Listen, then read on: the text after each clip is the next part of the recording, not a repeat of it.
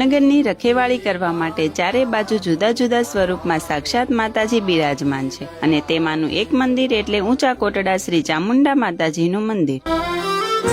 માથી મોટું કોઈ નહીં, મળે ને હોય જળધર કે જગદીશ, સૌ કોઈ નમાવે શીશ।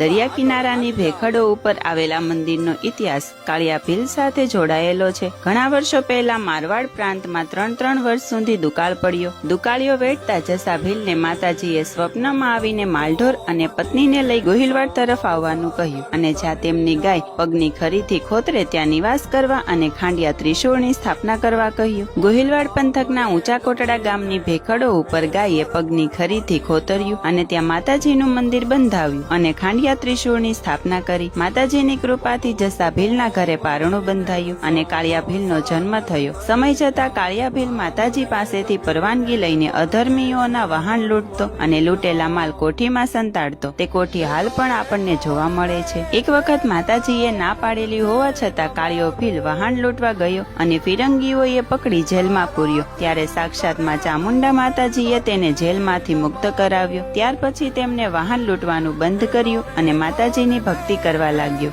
આવા જ અનેક ઐતિહાસિક સ્થળોના વિડીયોઝ જોવા માટે આઉટ ઓફ હોમને અત્યારે જ ફોલો કરી લ્યો। ભક્તિ નમાવું